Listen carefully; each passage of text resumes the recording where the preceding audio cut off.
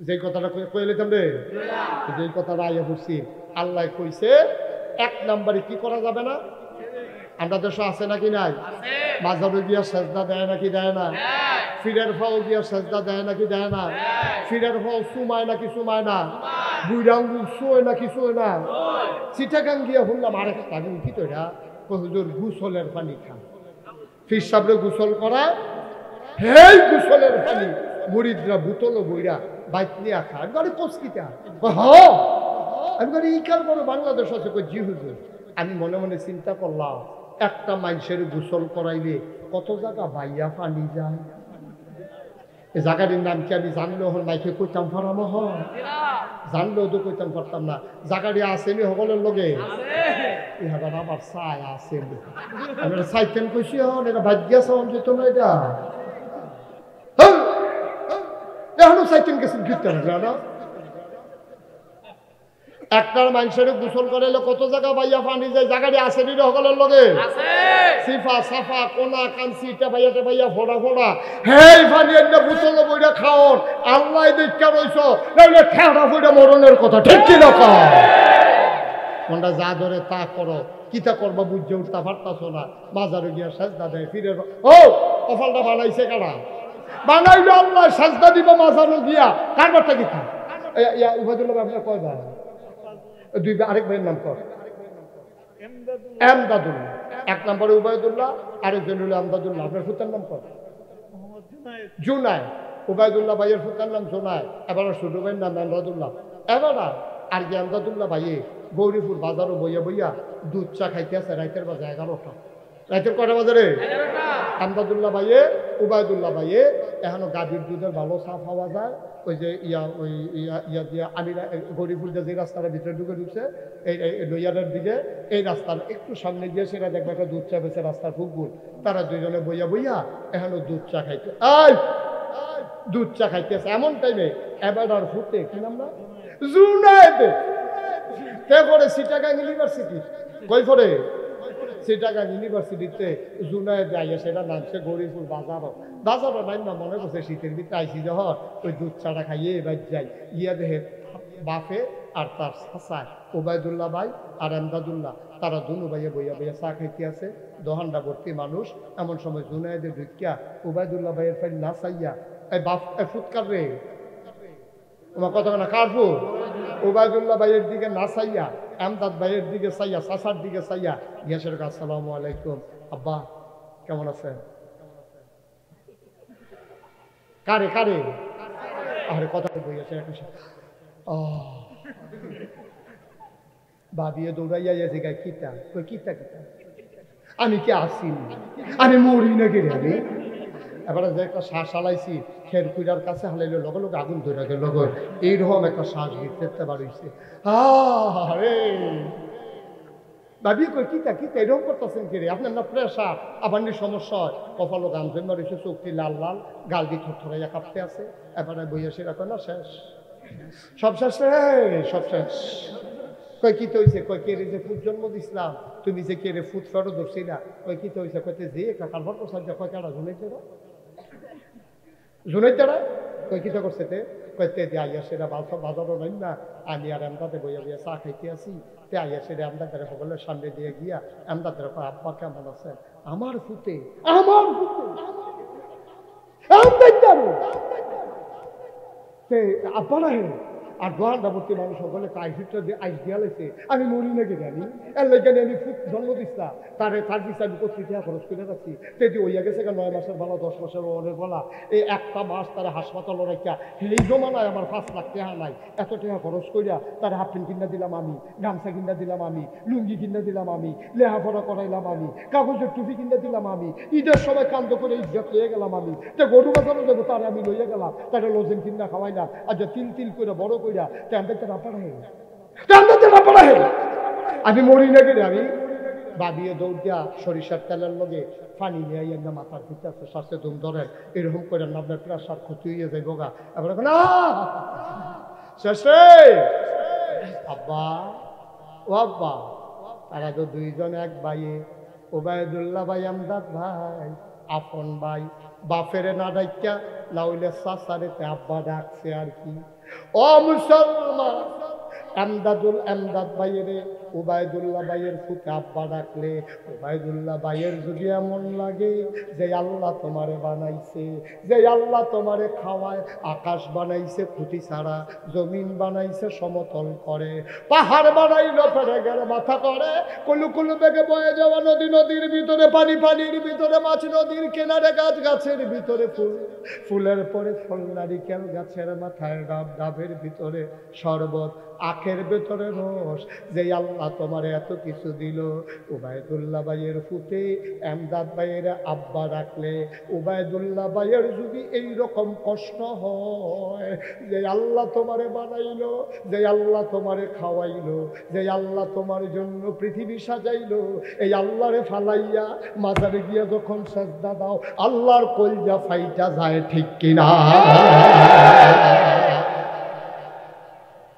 আল্লাহর সহ্য হয় না। ও আল্লাহ দীক্ষা সারছে, আমরা হইলে তারে যে পানির তলে সুবা দিয়ে বুড়ি চটাই দিলাম, বলবে বেড়াচ্ছেন সত্তা, কখনো গিয়ে আল্লাহটা হস আমারে বাদ দিয়া, কিন্তু আল্লাহ তো রহমান, আল্লাহ তো রাহিম, আল্লাহ আমরা হলো আল্লাহ বাঁচাই রাখছে, ঠিক কিনা? কয় আল্লাহ কয় কোরআনুল কারীমে সুন্দর একটা সূরা আছে, সূরার নাম লোকমান। লোকমান একজন ব্যক্তির নাম ছিল। আল্লাহ এবার একদিন ডাক দিয়া, কষ্ট হইতেছে ছাড়া দেওয়া দরকার, আর সামান্য একটু বসো, যে উঠতলয় তারে বয়াই দিল, ওই ওলদা গেঞ্জি নিজের তে বইয়ালাম, এবার টানা দিবে, টানা দিয়ে আবার বইয়ালাই আছে অনেক এরকম টানা পিলা দেয়। মার হাবা কন, জোরে কন, আরো জোরে। মুসলমান, লোকমান একটা ব্যক্তির নাম। একদিন লোকমান ডাল্লায় ডাক দেয়া, কয় লোকমান রে, কয় জি আল্লাহ, আমার কাছে দামি দুইটা জিনিস আছে। কয়টা? আমার কথা কয় না, কয়টা? কয় লোকমান রে, আমি আল্লাহর কাছে দামি দুইটা জিনিস আছে, তুই কোনটা নিবি? লোকমান কয় হনদি কইলে না কিতা আছে, আমি কেমনে নিতাম? একটার নাম নবুয়ত আর একটার নাম হিকমত। আমার কাছে দুইটা জিনিস আছে, আমার যারে পছন্দ হয় তারে আমি নবী বানাই, না হইলে বুদ্ধিমান বানাই। তুই কি নবী হইবি নাকি বুদ্ধিমান হইবি? লোকমান কয় বুঝা কর লাগবো। লোকমান পরের দিন আইয়া কয়, আল্লাহ, ও আল্লাহ, আপনি যে কইছিলেন দুইটা জিনিস আছে, কোনটা নিতাম? আমি চিন্তা করে দেখলাম আমি নবী হইতাম না, নবী হইলে বড় পেরেশানি, বড় টেনশন, বড় চিন্তা, আমি এটা ভাবতাম না। উম্মতের জবাব দেওয়া লাগবে, উম্মত কেন গাছের গোড়ায় সেজদা দেয়, মাছের গোড়ায় সেজদা দেয়? আল্লাহ ও আমারে নবী দিও না, দিতা যদি মন্ডায় কয় আমারে কুদ্দুর হিকমত দিয়া দিও। আল্লাহ কয় যা দিলাম। লোকমান কয় পাইলাম। সাধারণ মানুষ কয় শুনো শুনো শুনো, এখন থেকে লোকমান শুধু লোকমান না, এখন থেকে লোকমান হাকিম। বড় সুবহানাল্লাহ। বুদ্ধিমান লোকমান। আমরা তারায় না এমনি ফাড়াফাড়ি করে, কেডায় মেম্বার হইব, কেডায় চেয়ারম্যান হইব, কেডায় উপজেলা চেয়ারম্যান হইব, কেডায় এমপি হইব। যারা বুঝ জ্বালাইছে তারা আস্তে করে টুপিটা খুললা রাখা বাইক বাইকা গেছে গা, তা আমার মেম্বরই লাগতো না, চেয়ারম্যানই লাগতো না। সিহন কথা মন দিয়া হলো, আবু বকর সিদ্দিক যখন এন্তেকাল করছে তখন সকলে মিলে উমরে বিচারে, দেশটা তো টিহাইরা হন লাগবো, লোকটা ভাইব উমরের তা বালা বাড়া রাগাড়া। তখন সকলে গেছে উমর কই, উমর কই, উমর কই, কি আর খবর নাই উমর কো। বিচারতে বিচারতে সকলে বাইক দিয়া দেখে দরজা বন্ধ করে এবার হত্যা দিচ্ছে।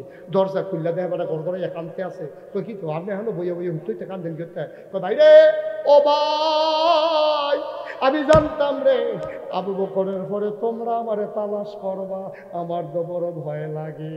তোমরা যে আমারে নিয়ে প্রেসিডেন্ট বানাইবা, আমার দেশটার ভিতরে ফুরাত নদীর তীরে যদি একটা কুত্তা না খাইয়া মারা যায়, আল্লাহ যদি কিয়ামতের ময়দানে আমি ওমরকে ডাক দিয়া জিগাই, ওমর রে, ওমর, তোর দেশের ভিতরে কুত্তা কেন না খেয়ে মারা গেল, জবাব দে। সেই দিন আমি কি জবাব দেব?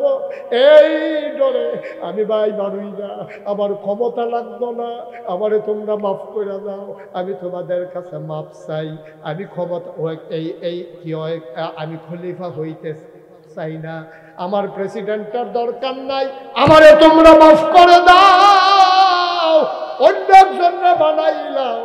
আপনি ছাড়া কি হবে, আপনি আমাদের প্রেসিডেন্ট। ওমর গইয়া কান্দে, আর আমরা তারা মনে পড়ে গেছে কেন?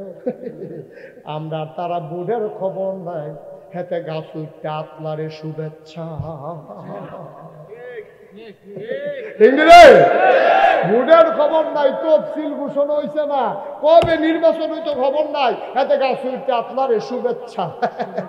আরেকটা সিটাগাংকে আইয়া সেটা ওমাগো কইয়াছিলাম দিয়ে বেহুশ না, রাইতের বাজে 2:30 তে এই গাছে নামছে, তে দেখা লাইছে গাছ কাটা জানি আতলারে ওমাগো কইয়াতে ছিলাম যে টানা দিয়া লাইছে, লুন সাইডা দিছে, জিব্বা বার হয়ে গেছে গা, হাত পাও শক্ত হয়ে গেছে গা। তার সিল্লার হুইলা দারোয়ান 2-3 জন বাজারতে আইছে, আইয়া সেটা দেখে যে লুন মুল সাইডা দিছে, ফেসাব করে লুঙ্গি ভিজাই লইছে। এরপরে যে সকলে পানি মানি ডাইলা এবার আরো হুশ করে গেছে, কি তো তুমি কি দেখতে বেহুশ হইলা? ভাই রে, জীবনে কতবার আইসি গেছি হেন দিয়া, আর যার বাসের নাইলা সারছি না, দেখি গাছ কাটা জানি আতলারে কাউ কেন হলো আপনার বান্দাদি সবসময় হলো তাই আমি কি মিশা দেখছি, আর নইলে আয়ুস না সাইয়াই গিয়া কেডা প্রস্তাব কেপ দিয়ে দেখতে নির্বাচন করবো।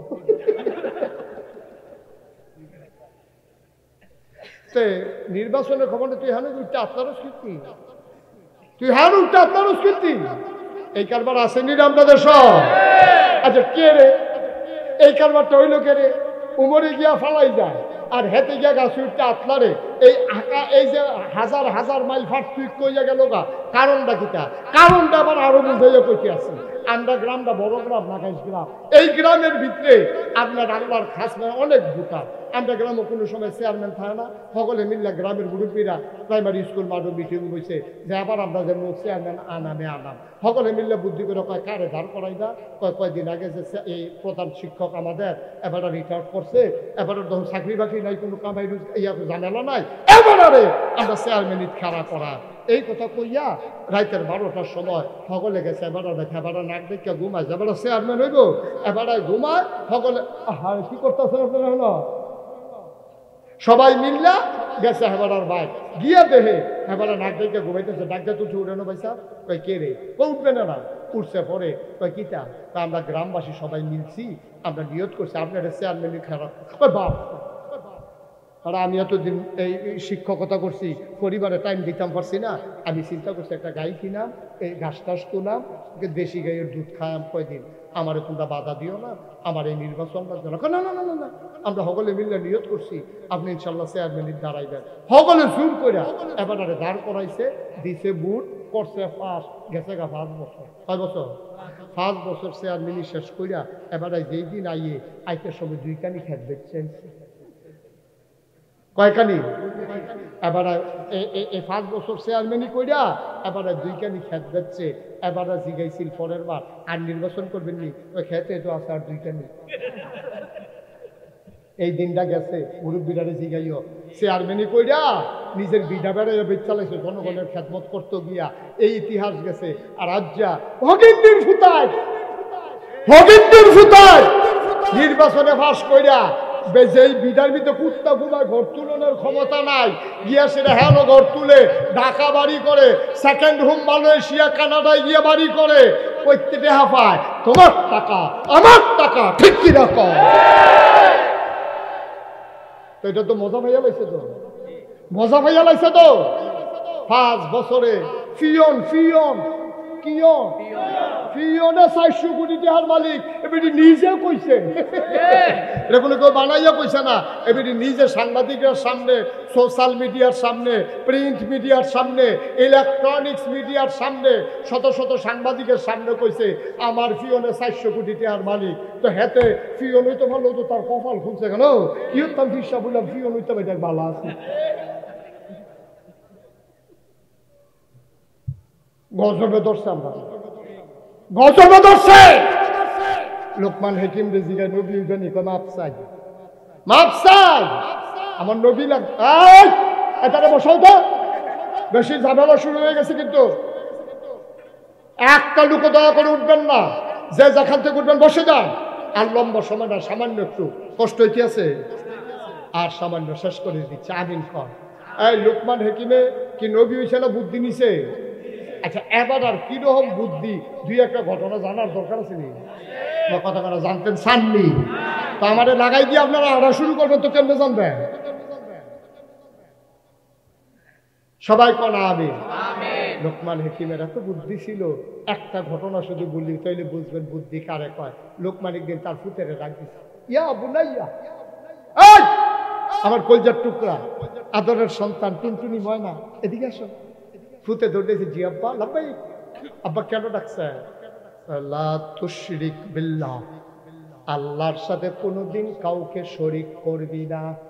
ইন্নাশ শিরকা লাযুলমুন আযীম, নিশ্চয়ই শিরক হইল কবিরা গুনাহ,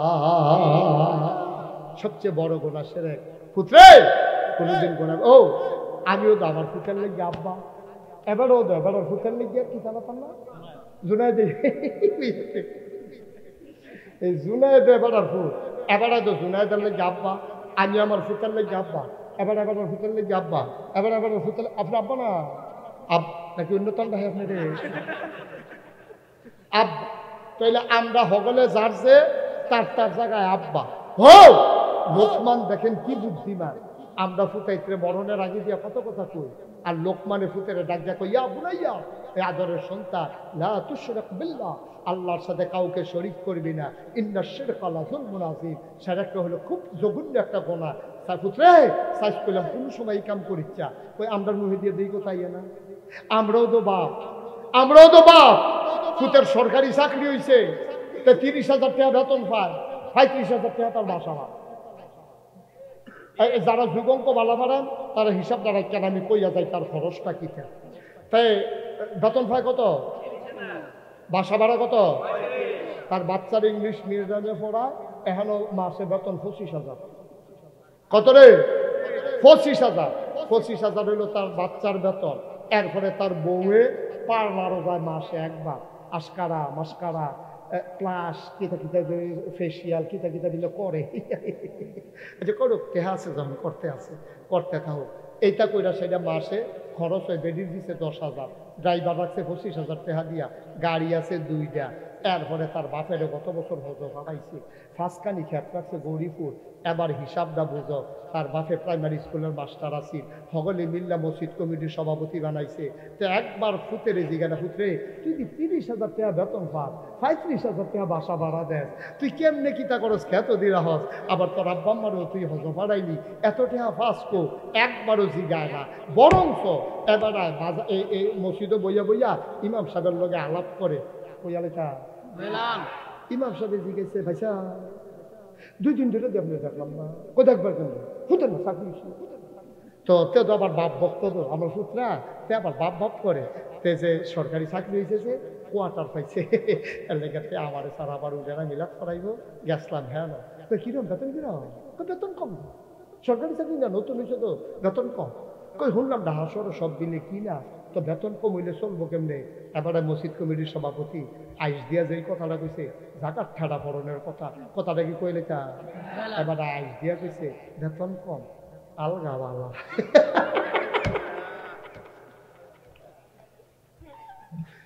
বেতন কম, কথা বেতন কম, সকলে কইতেন না বেতন কম, তোমার বুকে আলগা গা, তুমি নাদান, তুমি মসজিদ কমিটির সভাপতি হইছ, তোমার শরম করে না, তোমার লজ্জা নাই? তুমি গত বছর হজ করে আইছ, তোমার হজ নট, ঠিক কিনা কম, তোমার হজ হয় নাই, তুমি কেন হজ করছো, কেন দাঁড়িয়ে রাখছো, টুপি মাথার দিয়ে আনো, তুমি মুসলমানকে প্রতারণা করছো, ঠিক কিনা বলো? তুমি ধোঁকাবাজ, তুমি প্রতারক, তোমার মসজিদ কমিটির সভাপতি মানায় না, তুমি ইচ্ছা করে রিজাইন দিয়ে তোমার বের হয়ে যাওয়া দরকার, ঠিক কিনা? তোমার ফুতের আলগা বালা তোমার মুখে কম, নাদান, নাদান কি আর গাছও ধরে, নাদান কি আর গাছও ধরে বাবা? এত বড় নাদান আমরা হইছি, হ্যাঁ? এর দূরে আহল জ্ঞান নাই, সারা যেমন প্রাইমারি স্কুল সুইটটা ফলাফান্ডে 87 হয়ে যায়, ওয়াজ করলা, আজ তোমার ফুতের আলগা বালা তোমার নিজের মুখে কম, তুমি যে লোকমান হাকিমের মতো কইতে পারলা না? খবর দেয় হয়ে গেল, তুমি তাদেরকে ফোন দাও, তারা এত কম আওয়ানোর লগে লগে তার আত্রাপ দইরা আপনি চোখের পানি সাইডা করতেন ফেলেন না পুত্রে, শুনলাম সরকারি চাকরি হয়েছে, এখানে বলে ঘুষ টুস বেশি, ও সারাটা জীবন প্রাইমারি স্কুলে পড়াইছি রে ফুট, মানুষ আমার আদর্শ মনে করে, স্যার স্যার কইয়া ডিসিএসপি আমার পাও ধরে সালাম করে, ও ফুট তুই আমার বেজ্জতি করিচ্ছা, সরকারি চাকরি হইলে হইছে, যেই বেতনটা পাস এটা দিয়ে কোনো মতো চলবি, কাম লাগবে ফ্যাট মারিত লাগাইয়া থাকবি, একটা ঘুষের টাকা আমার ঘরে যেন না ঢুকে, এইরকম বলতে পারে। এটারে কয় আব্বা, ঠিক কিনা কয়? এটারে কয় বাপ। জন্মদিনে বাপ হন যায় না, জন্মদিনে বাপ হন যায় না। মানুষের মতো মানুষ হইতে বানাইতে না পারলে তুমি বাপ হিসাবে ব্যর্থ হয়েছো, ঠিক কিনা কয়? তোমার ফুতের আলগা বালা, তুমি আবার আইসগে ইমাম সাহেবের লগে কও, তোমার শরম আছে? তোমার খালি লুঙ্গি ফিনতে রাখলে শরম হবে? তুমি বুঝা মই আইতে আসতে পারো না, দান কহে। এই জিনিসগুলা আজকে শক্ত করে প্রতিহত করতে হবে, শক্ত করে প্রতিহত করতে হবে। কোনো সুদখোর মসজিদ কমিটিতে জায়গা পাবে না, ঠিক কিনা তো? কাম লাগলে হয়ে গিয়ে ব্যানারে লাগাইবেন, যেটা রিক্সা চালায় তার অন্য মসজিদের সভাপতি বানাইবেন, তার হালাল কামাই। যেই লোক হারাম টাকা খায়, সুদ খায়, ঘুষ খায়, যেই লোক ফাইনাট খাইয়া টাকা খায়, মানুষের লাইন ঠেইলা যেই লোক ক্ষমতা দেখায়, ক্ষমতা থাকলে যেই লোকটা মানুষের উপর অত্যাচার করে তার মসজিদের সভাপতি হওয়ার কোনো দরকার নাই, ঠিক কিনা কয়?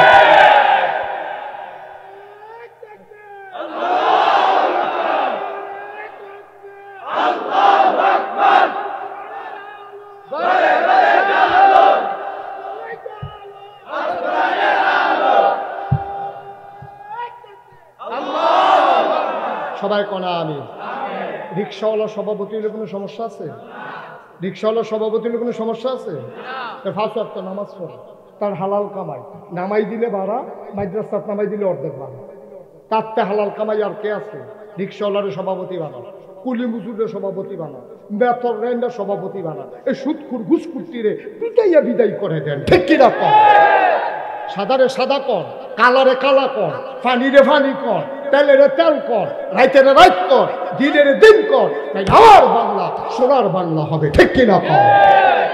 আমরা অহনো কালারে কালা কইতাম পারি না, সাদারে সাদা কইতাম পারি না, এতদিন পারছি না, অহন পারাম। অহন আর ছাড় দেন কেন? এখন আর আপোষ নাই। আগে তোমরা কম বেজ্জতি করছো, ইমাম সাহেব মসজিদ উঠতে বিলে সুদের বিরুদ্ধে ওয়াজ করছে, সুদখুর সভাপতি সপ্তাহ ওনার আগে বেলা চাকরি খাইয়া লাইছে। চাকরি তোর বাহে, চাকরি তোর বাহে, অসভ্য! তুই ইমামের চাকরি খাইয়া লাস, কত বড় কইল তো! ওহনো আদিস ওহনো টের পাও না। ইমাম আলেম আর ওলামা, আল ওলামা ওয়ারাসাতুল আম্বিয়া, ওলামায়ে কেরাম নবীর ওয়ারিস। তুমি ইমামের গায়ে হাত দিছ যেন নবীর গায়ে হাত দিছ, ঠিক কিনা? নবীর কলজাটা তুমি সে চালাইছো, তুমি অসভ্যের দল। কথায় কথা ইমামের চাকরি নাই, বাজারে বইয়া বইয়া আবার আড্ডা মারে।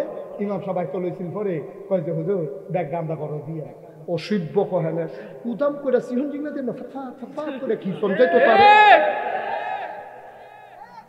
তুই ইমাম রেখোস ব্যাগদা বাদ দিয়ে তো বেড়া, তুই না ইমামের সাহ। ইমামে আল্লাহ আকবার করলে তুই নিয়ত বন্ধ, ইমামে রুকুত গেলে তুই বেহাস, ইমামের সাজদাত গেলে তুই সাজদাত যা। যে ইমামের আল্লাহ আকবারে তুই ফাল দিয়া নাক মাথা মুখ সব মারিত লাগাইলা, সেই ইমামরে তুই হারা দেস, তোর কইলাটা করতো না তোর, ঠিক কিনা কম? সাংঘাতিক বেয়াদব। এই বেয়াদবি করা যাবে না। বেয়াদবি করবেন তো সারখার হয়ে যাবেন। আমরা অনেকে জিজ্ঞাসি বুঝুন, এই যে গত সরকারটা যে পতন হইল, কষ্ট হইতেছে না কোনো? আমারও অনেকে জিজ্ঞাসি বুঝুন, গত সরকারটা যে পতন হইল কি এর লেগে হইছে, কইতেন করবে? আমি তো 101টা কারণ কইতাম। কয়টা রে? হুজুর 1 নম্বর কারণ তারে বোয়া, তারে বোয়া তেতখানা আপলো কেন দেয়? তোমরা কি বেড়াইত না? তার লোকে ভালো না কেউ।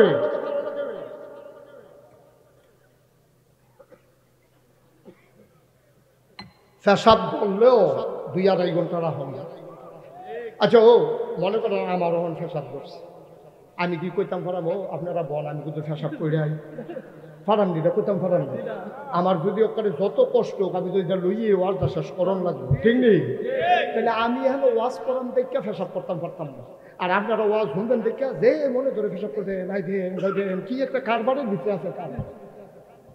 হ্যাঁ সবটা ফেহা আমার, আর তারা আছে উঠবে দাঁড়াইতে আছে, মনে ধরলে আটবো, মনে ধরলে উঠবো, ওখানে করবো মুরগা খায়, ওখানে করবো গুস্ত খায়। সিফা দিয়া বল প্রত্যেক দিনের ওয়াজ এক ওয়াজ মনে করেন না।